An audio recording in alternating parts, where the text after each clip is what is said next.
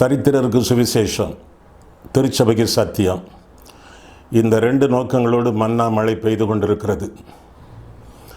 மன்னா மழையில் சங்கீத செய்திகள் என்ற தலைப்பில் வரிசையாக 1வது சங்கீதத்திலிருந்து 150வது சங்கீதம் வரை நாம் வேதபாட ரீதியிலே படித்து தியானிக்க இருக்கிறோம். இந்த மன்னா மழை செய்திகளை நீங்கள் மகிமை டிவியிலே நீங்கள் காணலாம். ஒவ்வொரு சனிக்கிழமையும் ஒவ்வொரு ஞாயிற்றுக்கிழமையும் மாலை 5 மணிக்கு இந்த மன்னா மழை உங்களுடைய வீட்டிலே பெய்யும். எனவே நீங்கள் அந்த நேரத்தை ஆண்டவருடைய சமூகத்தில் காத்திருந்து பயன்படுத்தி கொள்ளுமாறு உங்களை கேட்டுக்கொள்கிறோம். உங்களுடைய கேள்விகள், உங்களுடைய கருத்துக்கள், உங்களுடைய ஜெப குறிப்புகள் அனைத்தையும் வர இருக்கக்கூடிய இமெயில் முகவரியிலே, டெலிஃபோன் நம்பர்களிலே நீங்கள் வாட்ஸ்அப்பாக செய்தியாக எங்களிடத்தில் நீங்கள் பகிர்ந்து கொள்ளலாம். இந்த செய்திகளை நீங்கள் உங்களுடைய நண்பர்களுக்கு ஷேர் பண்ணுங்கள், பகிர்ந்தளியுங்கள். வாட்ஸ்அப் மூலமாக, ஃபேஸ்புக் மூலமாக பகிர்ந்தளித்து அவர்களுக்கும் நீங்கள் பிரயோஜனம் உள்ளவர்களாக நீங்கள் வாழுங்கள். இந்த செய்திகளை உங்கள் மத்தியிலே கொடுத்து கொண்டிருக்கும் பொழுது உங்கள் கையிலே கட்டாயமாக வேத புத்தகம் இருக்க வேண்டும். மன்னா மழை என்ற சேனல் வந்த உடனேயே உங்கள் வேதாகமத்தை உங்கள் கையிலே வைத்து அந்த செய்திகளை கொடுக்க வேதத்தில் இருக்கக்கூடிய வசனங்களை நீங்கள் பாருங்கள். ஆண்டவர் உங்களை ஆசீர்வதிப்பாராக. ஆமென். மன்னா மழையில் நிறைய மகிழ்ச்சியுடன் மீண்டும் உங்களை வரவேற்கிறேன். சங்கீத புஸ்தகத்தின் செய்திகளை நான் வரிசையாக கோர்வையாக வேதபாட ரீதியிலே படித்து தியானித்து வருகிறோம். இன்றைய நாளிலே நாம் சிந்திக்க போகிற சங்கீதம் 9ஆம் சங்கீதம். 9ஆம் சங்கீதத்தின் அடைப்புக்குறிக்குள்ளே நீங்கள் வாசித்து பார்த்தால் ஒரு குறிப்பிட்ட குறிப்பை எங்கே நான் வாசிக்கலாம். 9ஆம் சங்கீதம் முத்லபேன் வாத்தியத்தில் வாசிக்க ராகத்தலைவனுக்கு ஒப்புவிக்கப்பட்ட தாவீதின் சங்கீதம். இது தாவீதின் சங்கீதம். ஆராதனையிலே பாடலாக பாடுவதற்காக ராகத்தலைவன், கொயர் மாஸ்டர், பாடகர் குழு தலைவன், அந்த ஆளிடத்தில் ஒப்பு கொடுக்கப்பட்ட சங்கீதம். இது ஆராதனையில் உள்ள ஒரு கீதம் என்று சொன்னால் அந்த கூற்று மிகையாகாது. பின்ன முத்லபேன் என்று போட்டிருக்க, அது ஒரு வாத்திய கருவி. சில வாத்திய கருவிகள் குறிப்பிட்ட சம்பவங்களோடு தொடர்புள்ளவை. சந்தோஷத்திற்காக ஒரு வாத்திய கருவி, சங்கடத்திற்காக ஒரு வாத்திய கருவி, திருமணத்திற்காக ஒரு வாத்திய கருவி, அடக்கம் பண்ணப்படக்கூடிய சூழ்நிலையில் ஒரு வாத்திய கருவி, இப்படி வாழ்க்கையின் நிகழ்ச்சிகளுக்கு ஏற்ப சில வாத்திய கருவிகளை பயன்படுத்துவதுண்டு. இப்போ முத்லபேன், அந்த வார்த்தைக்கு அர்த்தம் மகனின் மரணம், டெத் ஆஃப் அ சன், மகனின் மரணம். அதை ஒட்டி பாடிய ஒரு சங்கீதம், தாவீதின் சங்கீதம். இது தாவீது பாடின சங்கீதம் என்பதனாலே தாவீதினுடைய மகன் மரணம் அடைந்த பொழுது துக்கத்தோடு அல்லது சந்தோஷத்தோடு பாடிய ஒரு சங்கீதம். நிச்சயமாக அதிக துக்கம்தான். காரணம், நாம் பார்த்த அளவில் முதல் பிள்ளை, அவனுடைய பாவத்தில் பிறந்த பிள்ளை, ஆண்டவர் அவனை அடித்தார், அவன் செத்தான். அப்பொழுது தாவீது துக்கத்தோடு விழுந்து கிடந்தான். அந்த சம்பவம் உங்களுக்கு தெரியும். அடுத்தாற்போல கர்வாலி மரத்தில் தொங்கினானே அப்சலோம், அவனுடைய மரணம், அதுவும் தாவீதுக்கு பெரிய இழப்பாகவும் அழுகை தருவதாகவும் இருந்தது. எந்த மகனுடைய மரணத்தை ஒட்டி இந்த சங்கீதம் எழுதப்பட்டது, பாடப்பட்டது என்று நமக்கு தெரியாது.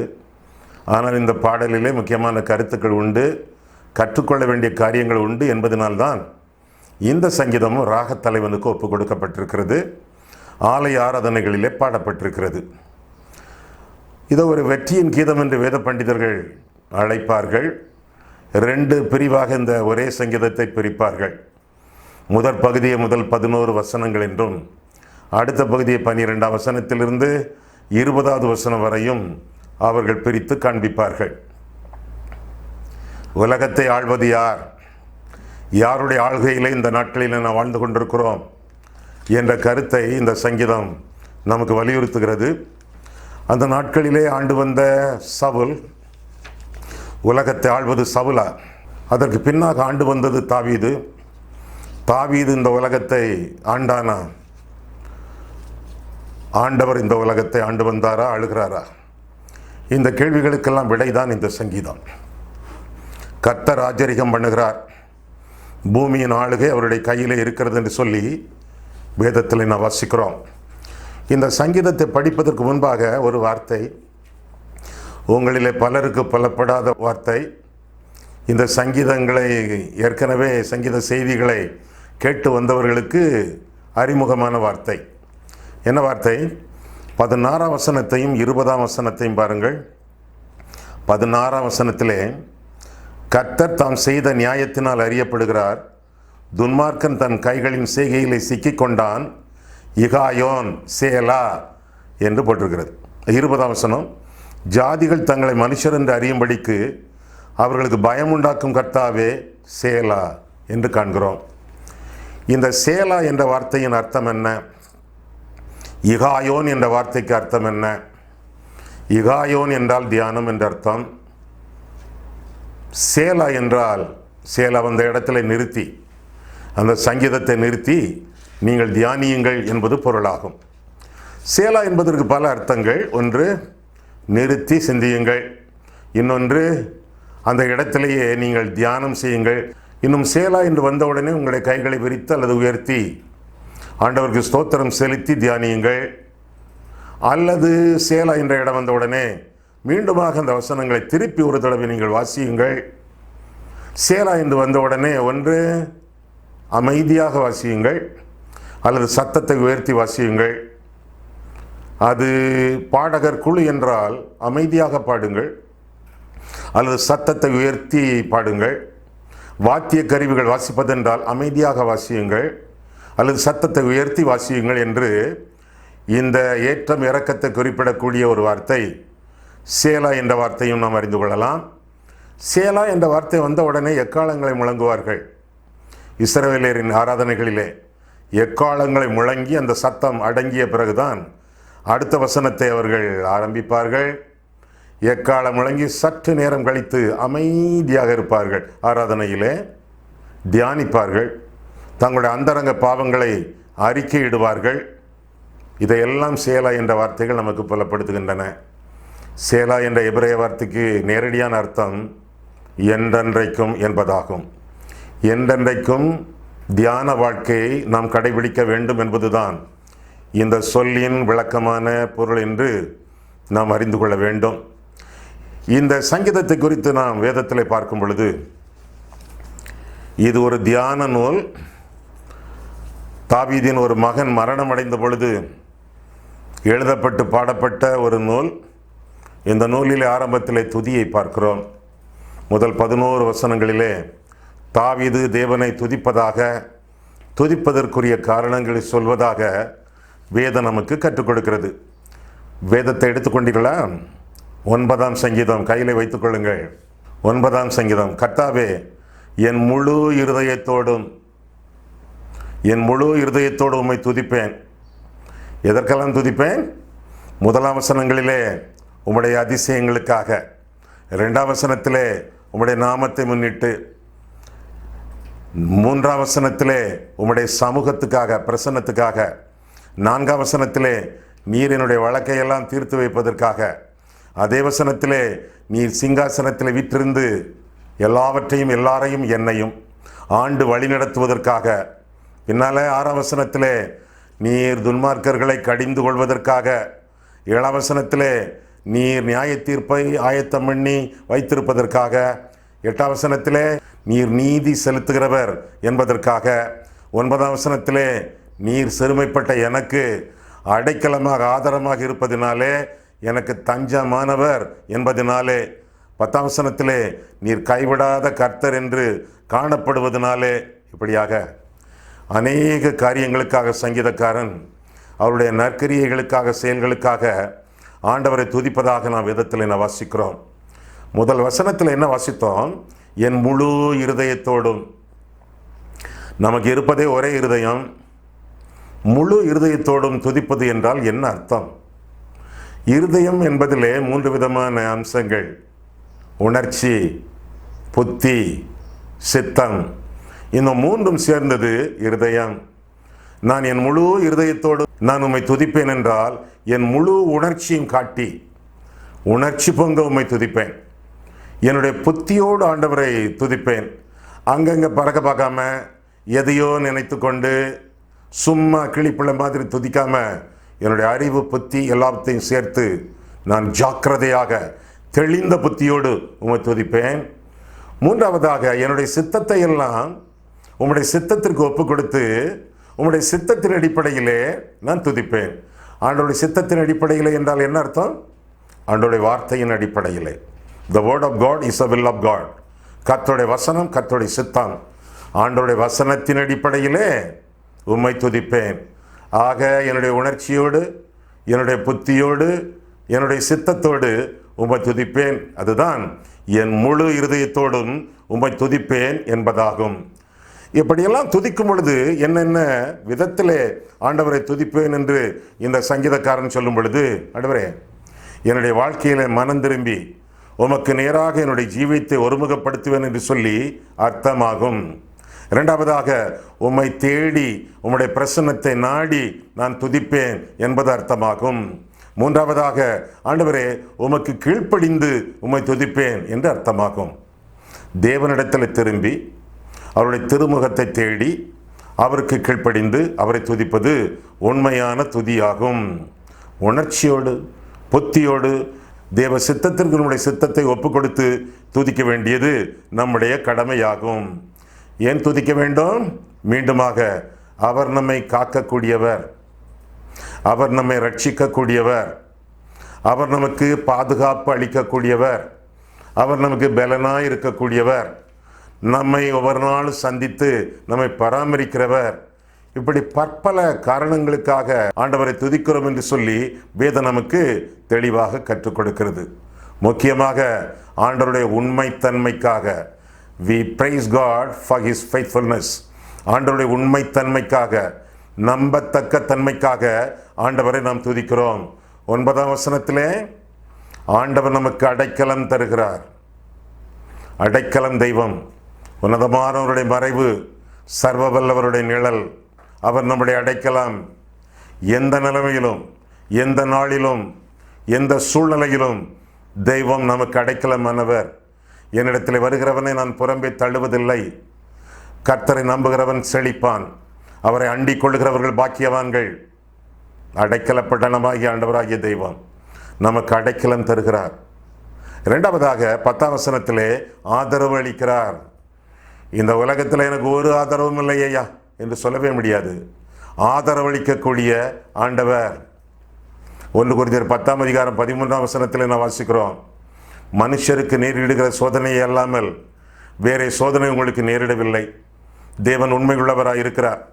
உங்கள் திராணிக்கு மிஞ்சி அவர் உங்களை சோதிக்கிறதற்கு இடம் கொடாமல் சோதனை தாங்கத்தக்கதாக தப்பித்துக் கொள்ளும்படியான போக்கையும் அவர் உங்களுக்கு தந்தருளுவார். எப்பேற்பட்ட ஆதரவு! 3 காரியங்கள். திராணிக்கு மிஞ்சிய சோதனை இல்லை.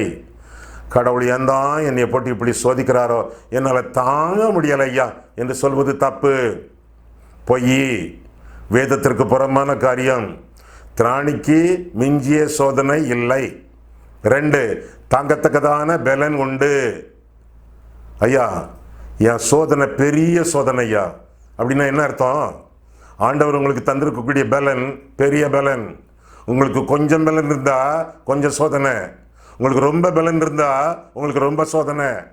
யாரெல்லாம் பெரிய சோதனைகளிலே, பெரிய சிக்கல்களிலே மாட்டிக்கொண்டு இருக்கிறோம் என்று எண்ணுகிறீர்களோ, ஆண்டவர் உங்களுக்கு ஏற்கனவே பெரிய பலனை தந்தள்ளி இருக்கிறார். திராணிக்கு மிஞ்சிய சோதனை இல்லை, தாங்கத்தக்கதான பலன் உண்டு. தப்பித்துக் கொள்ளும்படியான போக்கையும் கர்த்தர் உங்களுக்கு கட்டளையிடுவார் என்று சொல்லி வேதம் நமக்கு கற்றுக் கொடுக்கிறது.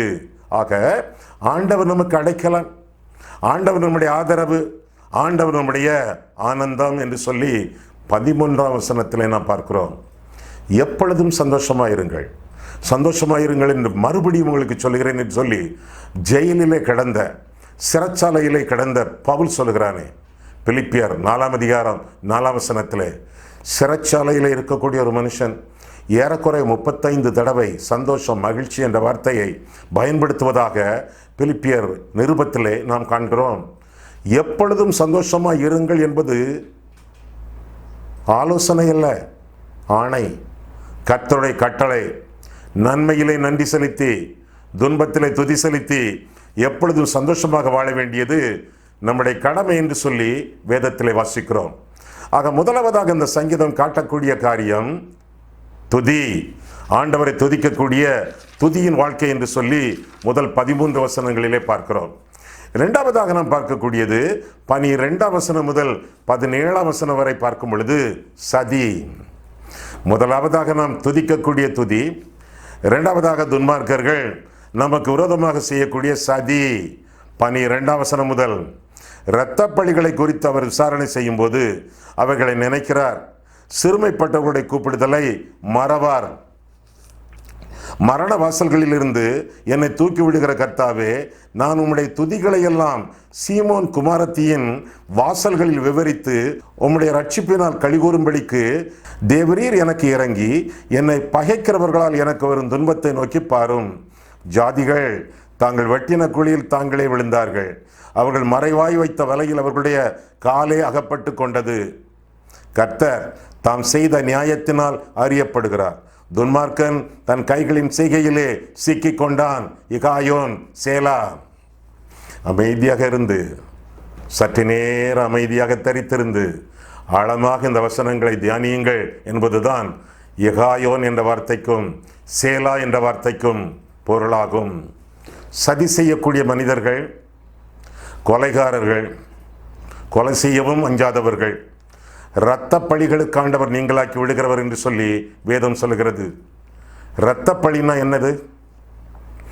மற்றவர்களை கொலை செய்வது இரத்த பழி, தற்கொலை செய்து கொள்வது இரத்த பழி, கருச்சிதைவு செய்வது இரத்த பழி. ஒரு வயிற்றிலே கரு உருவாகும் பொழுது தேவனுடைய சாயல் உருவாகிறது, கர்த்தருடைய ஜீவன் உண்டாகிறது, அந்த பிள்ளை குறித்த தெய்வத்தின் திட்டம் உருவாகிறது.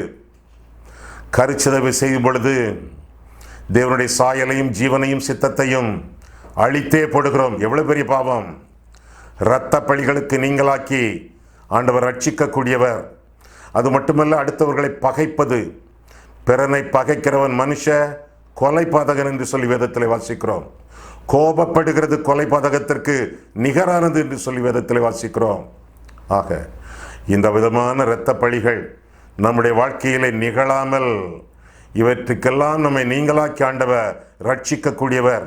இந்த சதி திட்டங்களுக்கு ஆண்டவர் நம்மை நீக்குகிறவர். இந்த சதிகாரர்களை ஆண்டவர் நம்மை விட்டு நீக்கி ஒருவேளை ஆண்டவர் அவர்களை அழித்து போடுகிறவர் என்று சொல்லியும் வேதத்தில் வாசிக்கிறோம்.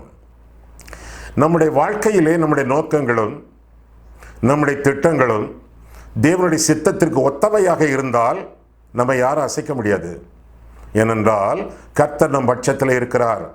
நம்முடைய நோக்கங்கள், நம்முடைய வாழ்க்கையின் திட்டங்கள் எல்லாம் கர்த்தருடைய சித்தத்திற்கு ஏற்றவையாக இருக்க வேண்டும். கர்த்தருடைய சித்தத்திற்கு இலக்காக இருக்க வேண்டும். கர்த்தருடைய சித்தத்தை அடிப்படையாக கொண்டதாக இருக்க வேண்டும். கர்த்தருடைய சித்தம்னா கர்த்தருடைய வசனம். ஆண்டவருடைய வசனத்திற்கு ஏற்றவாறு அமையும் பொழுது அசைக்கப்படாத ஒரு வாழ்க்கை வாழ்வோம், ஆனந்தமான ஒரு வாழ்க்கை வாழ்வோம். ஆண்டவருடைய இருதயத்திற்கும் ஆனந்தத்தை கொண்டு வருவோம். இரத்த பழிகளுக்கு ஆண்டவர் நீங்களாக்குகிறார். துன்மார்க்கர்களை விசாரணை செய்கிறார். நம்மை அன்புடன் விசாரிக்கிறார். அந்த சதிகாரர்களுக்கு வீழ்ச்சியை கொடுக்கிறார் என்று சொல்லி வேதத்தில் வாசிக்கிறோம். அவர்கள் வெட்டின குழியிலே அவர்கள் விழுகிறார்கள். அவர்களுக்கு முன்பாக கடவுளுடைய வலை விரிக்கப்பட்டிருக்கிறது. எப்பொழுது சிக்குவார்கள் என்று சொல்ல முடியாது. ஆமான் யூதருக்கு விரோதமாக, மொர்தெகாய்க்கு விரோதமாக வலை விரித்தானே, சிக்கினது யாரு? ஆமான் தானே. மொர்தெகாய்க்கு ஒரு குழியை வெட்டினானே, ஒரு கழுமரத்தை, ஒரு தூக்கு மரத்தை அவன் செய்தானே, அந்த தூக்கு மரத்தில் தூக்கப்பட்டது யாரு? ஆமான் தானே. அவனுக்குத்தான் அந்த வலை, அவனுக்குத்தான் அந்த குழி என்று சொல்லி பார்க்கிறோம் வேதத்தில். அப்போஸ்தலர் 12ஆம் அதிகாரம், ஏரோது பேதுருவை சிறையில் அடைத்தான். இன்றைக்கு உன்னுடைய வாழ்க்கையில இறுதி நாள், நாளைக்கு நீ சாகப் போகிறாய். போய்விட்டான் ஏரோது. எவன் சாவான் என்று நினைத்தானோ அவன் பிழைத்தான். எவனை சாகடிக்க வேண்டும் என்று நினைத்தானோ அவன் செத்தான். அதுதானே அப்போஸ்தலர் 12ஆம் அதிகாரத்தின் கருத்து. அவரவர் வெட்டின குழியிலே அவரவர் விழுவார்கள். ஒரு வழியாய் புறப்பட்டு வந்தாலும் 7 வழியாய் ஓடி போவார்கள். நமக்கு உருவாக்கப்படக்கூடிய எந்த ஆயுதமும் வாய்க்காதே போகும் என்று சொல்லி வேதம் நமக்கு கற்றுக் கொடுக்கிறது. அது மட்டுமல்ல, நமக்கு ஆண்டவர் விடுதலை தருகிறார் என்று சொல்லி 16ஆம் வசனத்திலும் கடைசி வசனத்திலும் நாம் தெளிவாக வேதத்திலே பார்க்கிறோம், கற்றுக்கொள்கிறோம்.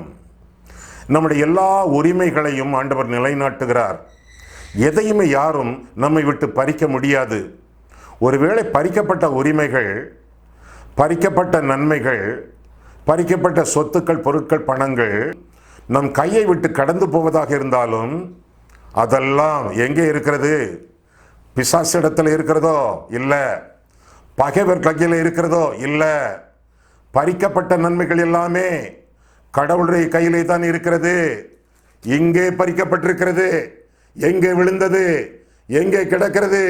கர்த்தருடைய கையிலே தான் இருக்கிறது. ஒரு இடத்திலிருந்து எழும்பி இன்னொரு இடத்திலே அது வைக்கப்பட்டிருக்கிறது.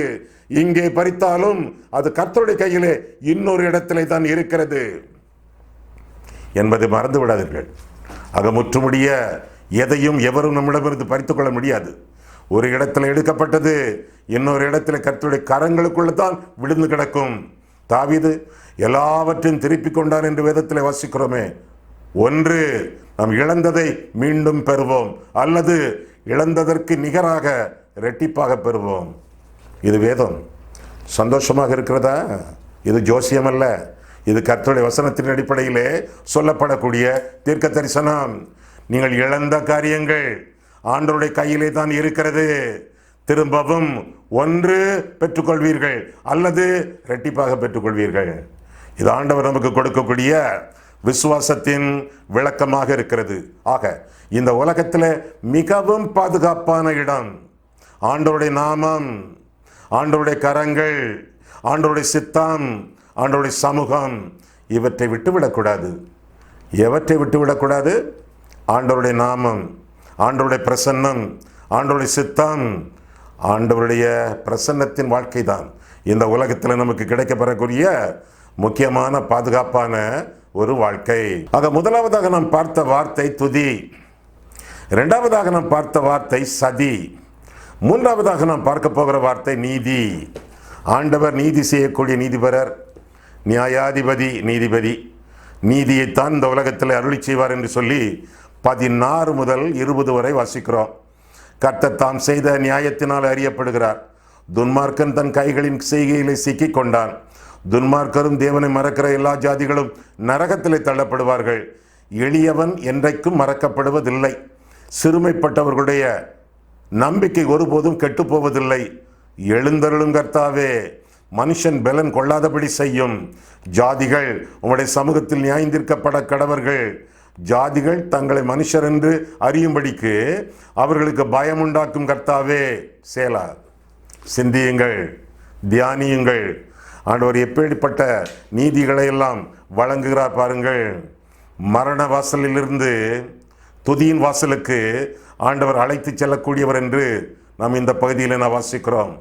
இருளிலிருந்து ஆண்டவர் வெளிச்சத்துக்கு கொண்டு போகிறார். அந்தகார இருளிலிருந்து ஆச்சரியமான ஒளியினிடத்திற்கு ஆண்டவர் வழி நடத்துகிறார். கையும் மெய்யுமாக பிடிக்கப்பட்ட ஸ்திரீ கர்த்தர் காப்பாற்றினார். இனி அவள் என்ன செய்வாள்? ஆண்டவர் சொன்னார், நான் உலகத்திற்கு வெளிச்சமாக இருக்கிறேன், என் வெளிச்சத்தில் நட. ஆண்டவர் நீதிபரர், நம்மை வெளிச்சத்திலே நடத்துகிறவர். எந்த இடரலும் இல்லாமல், எந்த இடர்களும் இல்லாமல், இடுக்கண்கள் இல்லாமல், இக்கட்டுகள் இல்லாமல் வெளிச்சத்தின் பிள்ளைகளாக தேவன் காட்டக்கூடிய வெளிச்சத்திலே நாம் நடப்போம். அப்படி நடக்கும் பொழுது நம்முடைய பிரச்சனைகள் எல்லாம் துதிகளாக மாறும் என்று சொல்லி வேதத்திலே வாசிக்கிறோம். சிறைச்சாலையிலே கழுமரத்திலே கட்டப்பட்ட பவுலும் சீலாவும், ஐயோ இப்படி கட்டி போட்டுட்டாங்களே, இனி ரொம்ப தண்டிப்பாங்களோ அல்லது கொலை செய்து விடுவார்களோ, அப்படியெல்லாம் நினைக்கவே இல்லையே. கட்டப்பட்ட சூழ்நிலையிலும் துன்புறும் சூழ்நிலையிலும் கர்த்தரை நோக்கி ஜெபித்து துதியின் பாடல்களை பாடினார்கள் என்று சொல்லி அப்போஸ்தலர் 16ஆம் அதிகாரத்திலே நாம் பார்க்கிறோம். ஆக துதிக்க பிறந்த நாம், துதிக்க கடமைப்பட்ட நாம், எந்த சதிகள் நமக்கு முன்பாக இருந்தாலும் தொடர்ந்து ஆண்டவர் நீதிபரர், அவருடைய நீதியை குறித்து துதித்து கொண்டே இருக்க வேண்டியது நம்முடைய கடமை. நீர் நினைத்த எந்த ஒரு காரியமும் தடைபடாது என்று அறிந்திருக்கிறேன் என்று யோபு சொல்கிறான். ஆக ஆண்டவர் நம் நிமித்தமாக நினைத்த எல்லா காரியங்களையும் மறந்து விடாமல் ஏற்ற காரியத்திலே ஏற்ற காலத்திலே எல்லாவற்றையும் ஆண்டவர் வாய்க்கச் செய்வார் என்று சொல்லி எரேமியா 29ஆம் அதிகாரம் 11ஆம் வசனத்தில் நான் பார்க்கிறோம். ஆண்டவர் நம்மை குறித்த காரியங்கள் எல்லாம் நிறைவேறும் அளவும் நாம் மறிக்க மாட்டோம். இந்த உலகத்தை விட்டு கடந்து போக மாட்டோம். ஆண்டவர் நம்மை குறித்து நியமித்த காரியங்கள் ஒவ்வொன்றாக செய்து முடியும் வரை இந்த உலகத்திலே உயிர் வாழ்வோம். உன்னத வாழ்க்கையை உள்ளத்திலே தரித்து கொண்டு இந்த உலகத்திலே நாம் ஜீவிப்போம். ஏன்? கர்த்தர் நியாயாதிபதி. நமக்காக நித்திய இரக்கத்தோடு நம்மோடு அவர் இணைந்து வாழக்கூடிய தெய்வம். யாராவது உங்களை துன்பப்படுத்தி கொண்டிருக்கிறார்களா? யாருக்காவது யார் மூலமாவது உங்களுக்கு பிரச்சனை வந்து கொண்டிருக்கிறதா? தீர்க்க முடியாத பிரச்சனை என்று சொல்லி துவண்டு கொண்டிருக்கிறீர்களா? அப்படி என்றால் அந்த ஆளையும் அல்லது அந்த ஆட்களையும் அந்த பிரச்சனைகளையும் ஆண்டவருடைய கரங்களிலே ஒப்புக் கொடுங்கள். ஆண்டவர் தம்முடைய கரத்தின் கிரியைகளிலே வல்லவர். ஆண்டவரை நம்பி, நீதி தரும் தேவனை நம்பி அவருடைய கரங்களிலே ஒப்புக் கொடுங்கள். அது மட்டுமல்ல, அந்த ஆள் அல்லது அந்த பிரச்சனை அதை ஜெபத்திலே மூழ்க வையுங்கள். ரஸ்கு அதை மூழ்க வைத்தால் அது மிருதுவாக மாறுமே, அதே போல பிரச்சனைகளை ஜெபத்திலே மூழ்கடியுங்கள். ஆண்டவர் பிரச்சனைகளை நீக்குவார் அல்லது மாற்றுவார் அல்லது மிருதுவாக்குவார். ஒருவேளை சண்டைக்காரர்களை கூட நம்மோடு சந்தோஷமாக ஒப்புரவாக்குவார். இதெல்லாம் ஆண்டவர் செய்யக்கூடிய நீதியான நன்மையான காரியங்கள். கண்களை மூடுவோம், கர்த்தரை பார்ப்போம். அன்புள்ள ஆண்டவரே, உம்முடைய வசனங்களை ஆராயவும், எங்கள் வாழ்க்கையை ஆராயவும் உம்முடைய சந்நிதியில் எங்களை வழிநடத்தீர். கர்த்தாவே, நீர் துதிகளின் மத்தியிலே வாசம் பண்ணக்கூடிய தெய்வம். எங்களுக்கு விரோதமாக எந்த சதித்திட்டங்கள் வந்தாலும் அவற்றை எல்லாம் நீதிபரராக இருக்கக்கூடிய நீர் முறியடித்து எங்களை விசாலமான இடத்திலே வைத்து விசுவாசத்திலே எங்களை காத்துக்கொள்வீர். அதற்காக உமக்கு நன்றி செலுத்துகிறோம்.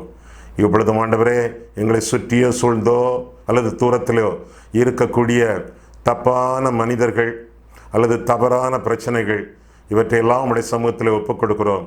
உம்முடைய கரங்களிலே விட்டு விடுகிறோம். ஆண்டவரே, எங்கள் பொறுப்பிலே எங்கள் சார்பாக இந்த காரியங்களை நீர் செய்து எங்களுக்கு வேண்டிய விடுதலைகளையும் விடைகளையும் விமோசனங்களையும் நீர் எங்களுக்கு தந்து தொடர்ந்து துதியின் வாழ்க்கையை நாங்கள் ஆசரித்து முன்னேறி செல்ல ஆவன செய்யும். இயேசு கிறிஸ்துவின் நாமத்தில் ஜெபிக்கிறோம் பிதாவே. ஆமென்.